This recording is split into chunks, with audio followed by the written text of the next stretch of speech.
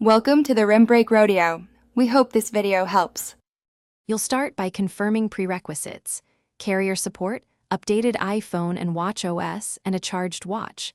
Once done, open the watch app on your iPhone and tap My Watch, then Cellular.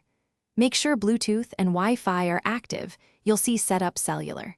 Tap it and follow on screen prompts to add your watch to your existing mobile plan. This begins carrier provisioning, an exchange of identity info, so keep both devices near each other until the app confirms activation. Next, you'll select how the watch connects. Pick an add-on or share your existing line depending on carrier choices. You'll review the monthly cost and any data limits, then confirm which number the watch will use.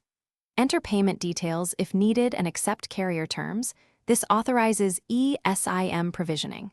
The carrier will push the cellular profile, watch for progress indicators in the watch app. If provisioning takes longer than a few minutes, restart both devices and retry the activation flow to prompt reconnection. Finish by testing the connection. Place a call, send a message, or open Maps with your iPhone away to confirm LTE. Once working, customize settings right arrow cellular to enable or disable specific apps, set roaming preferences, and monitor data usage.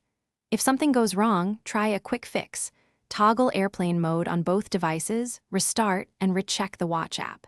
If activation still fails, contact your carrier and provide the watch IMEI shown in settings right arrow general, right arrow about.